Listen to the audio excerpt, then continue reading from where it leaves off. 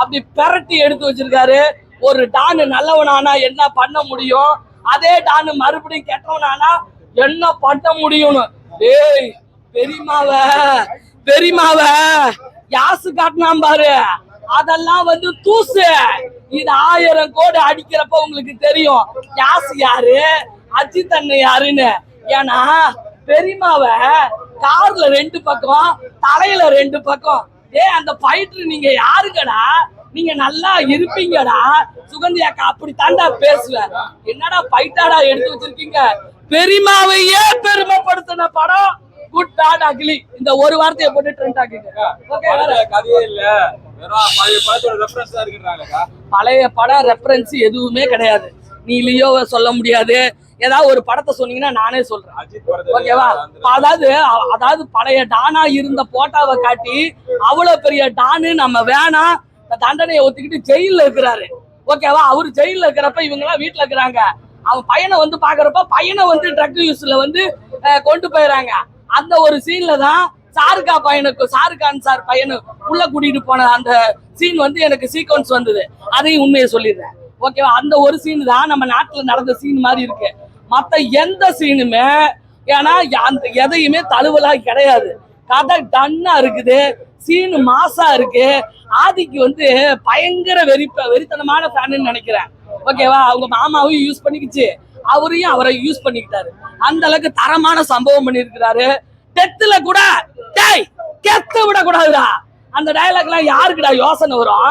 எவன்டா எழுதுனா? சூப்பர்டா டயலாக், சூப்பர். வேற சின்ன பையன் மாதிரிலாம் வந்துறாரு. ஆமாப்பா, எங்க ஆளு என்னைக்குமே சின்ன பையன் தான். அக்காக்கு என்ன தோராயமா வயசு இருக்குன்னு நினைக்கிறேன். ஒரு நடிகன் தன்னைத்தானே எப்படி வேணாலும் மாத்திக்க முடியும். அதுக்கு உதாரணம் எம்ஜிஆர் ஐயா. 50 வயசுல ஒருத்தன் போய் கேட்டானா, கிழவன் ஆகிட்டீங்க, 25 வயசுக்கு நடிக்க வந்திருக்கீங்க. சரி 25 பையன் என்ன பார்த்தா உனக்கு எப்படி இருக்கு? 25 மாதிரி இருக்குது. ஏன் 50 வயசு பையனை சரி 25 வயசு ஆளு வில்லனா 50 வயசு ஆக்குனீங்களே, அப்ப தெரியலையா? அதுக்கெல்லாம் மேக்கப்டா, பிரேக்கப்டா, அன்புடா. அதெல்லாம் வரமாட்டாரு, எங்களுக்கு வேணாம், அரசியல் வேணாம். அரசியல் ஒரு சாக்கடைன்னு சொல்லியிருக்காங்க, ஓகே வேணாம். ஜிவி பிரகாஷ் எப்பா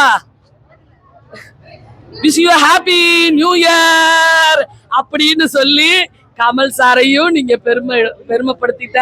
10 ரூபாய் தாரேன், அது உனப்பத்தட்டும் தாரேன் அப்படின்னு சொல்லி எங்க குஷ்பக்காவையும் பெருமைப்படுத்துற அந்த ஜிவி பிரகாஷ், நீ வாழ்க, நீ நல்லா இருப்ப. நீலா காய்கிறது, நிறம் தேய்கிறது, யாரும் ரசிக்கவில்லையே.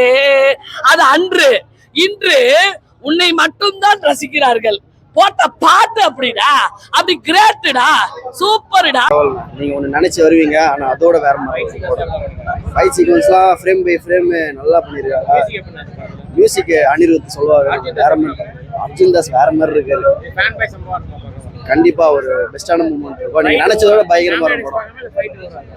ஃபைட்லாம் நீங்க இந்த மாதிரி ஃபைட்லாம் பார்த்துருக்க மாட்டீங்க, அந்த மாதிரி இருக்கும். டிஃப்ரெண்டா இருந்துச்சு. படம் ஃபர்ஸ்ட் கிளாஸா இருக்கு. புரியல. பயங்கரமா பண்ணிருக்காரு, ரொம்ப கஷ்டப்பட்டிருக்காரு, பயங்கரமா பண்ணிருக்காரு. செம்ம சீன், அதெல்லாம் ட்விஸ்ட், செம்ம ட்விஸ்ட். தாராளமா பார்க்கலாம். பயங்கரமா சின்ன பசங்க ஆக்ஷனு காமெடி எல்லாமே இருக்குச்சு. நீங்க பாத்தீங்கன்னா தெரியும், அஜித் சார் வேற மாதிரி பண்ணிருக்காரு. அதாவது நாங்க பழைய அஜித் சாரை பார்த்த மாதிரி இருக்குது எல்லாமே. எங்களுக்கு பிடிச்ச மாதிரி இருக்கிறாரு. ஒரு சீனும் ஒவ்வொன்றும் பாத்தீங்கன்னா சீட்ல உட்கார முடியல. அடுத்துன்னா அதுக்கு அடுத்துன்னா அப்படிதான் போயிட்டு இருக்கு. ஆனா அஜித் சார் நாங்க இப்படி எல்லாம் பாப்போம் சத்தியமா எதிர்பார்க்கலாம். ஆதிக் சார் பயங்கரமா செஞ்சு வச்சிருக்காரு. அவரை மியூசிக் செம்ம மியூசிக் ஜி, சத்தியமா செம்மையா இருக்குது மியூசிக்லாம்.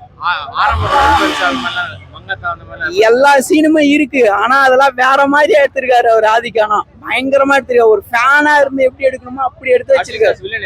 செம்மையா இருக்கு, பயங்கரமா இருக்கு. டிஃப்ரெண்டா பண்ணிருக்காரு, நல்லா பண்ணிருக்காரு. ஒரு மாதிரியா இல்லாம கரெக்டா காமெடியோட கலந்த மாதிரி ஒரு வில்லத்தனம் பண்ணிருக்காரு. செம்மையா எல்லாமே நல்லா நடிச்சிருக்காங்க. அவங்கவுங்க கேரக்டர் அவங்கவுங்க செம்மையா பண்ணிருக்காங்க. சின்னதா பண்ணாலும் அந்த கேரக்டர் செம்மையா இருக்கு, சூப்பரா இருக்காரு. ஆனா மொத்தத்துல ஆதிக் சார் அஜித் சாரை வச்சு செம்மையா பண்ணிருக்காரு. ஃபேன் பை சம்பவம்னா இதுதான் ஃபேன் பை சம்பவம். நீங்க உள்ள போயிட்டு படம் பாருங்க, நீங்களே பிரமிச்சிடுவீங்க, நீங்களே ஒரு மாதிரி ஆயிடுவீங்க. மாசா இருந்துச்சு மூவி. ஃபேன் பாய் சம்பவம் பண்ணிருக்காரு ஆதிக் ரவிச்சந்திரன். ஜி பிரகாஷோட மியூசிக் எக்ஸலண்டா இருந்துச்சு, பேக்ரவுண்ட் ஸ்கோர் நல்லா இருந்தது, அப்புறம் சாங்ஸோட ரீமிக்ஸ் பண்ணிருக்காங்க இல்லையா, அது எல்லாமே ரொம்ப சாட்டிஸ்ஃபையிங்கா ரொம்ப நல்லாவே இருந்துச்சு. சிம்ரன் மேம் 1 or 2 சீன்ஸ் தான் வராங்க, பட் அது வாலியோட ரெஃபரன்ஸ் எடுத்திருக்காரு, அதனால அதுவும் ரொம்ப நல்லா இருக்கு. அது சார் நம்ம இந்த மாதிரி ஒரு ஜாலியா ஒரு லூட்டி அடிச்சு அப்படியெல்லாம் நம்ம பார்த்த நாள் ஆயிடுச்சு இல்லையா. So vintage it is back. Arjun Das, Ajith சாருக்கு அடுத்தபடியா சொல்லணும்னா அர்ஜுன் தாஸ் சார் தான் ரொம்ப நல்லா பண்ணிருக்காங்க, ரொம்ப நல்லா பண்ணிருக்காரு. அவர் டுவெல் ரோல் ரெண்டுமே பக்காவா பண்ணிருக்காங்க. அதுதான் அங்க படம் ஃபுல்லா மாஸ் சீன்ஸாவே காமிச்சிருக்காங்களா, நம்மளுக்கு எல்லாத்துலயுமே கை தட்டி பார்க்க சீன்ஸ் எல்லாம் முடிஞ்சிட்டே வர மாதிரி அப்படி இருந்துச்சு தவிர ரொம்ப லேக் ஆகிற மாதிரி எங்கேயுமே ஃபீல் ஆகல. அது ஃபுல்லாவே மாஸா தான் இருந்தது. நமக்கு ஸ்டோரியா இருந்தா எங்கேயோ லேக் ஆகுது அப்படிலாம் ஃபீல் ஆகும். இதை வேற பழைய ரெஃபரன்ஸ் எடுத்திருக்காரு, பில்லா எடுத்திருக்காரு, தீனா எடுத்திருக்காரு, அமர்கலம் எடுத்திருக்காரு, வரலாறு எடுத்திருக்காரு, எல்லாமே எடுத்திருக்காரு. சாட்டிஸ்ஃபை பண்ணும். பட் அஜித் ஃபேன்ஸா ரொம்ப சாட்டிஸ்ஃபை ஆச்சு. படம் ரொம்ப நல்லா வந்திருக்கு, ரொம்ப சூப்பர். ஃபைட் சீக்வன்ஸ் எல்லாம் நல்லா இருக்கு, எல்லாமே ஃப்ரெஷ்ஷா இருக்கு. பக்கா ஃபேன் பாய் சம்பவம், 100% என்டர்டைன்மெண்ட். ஃபேமிலிக்கும் எல்லாருக்குமே பிடிக்கும். கண்டிப்பா இந்த சம்மர் பார்க்க வேண்டிய படம்.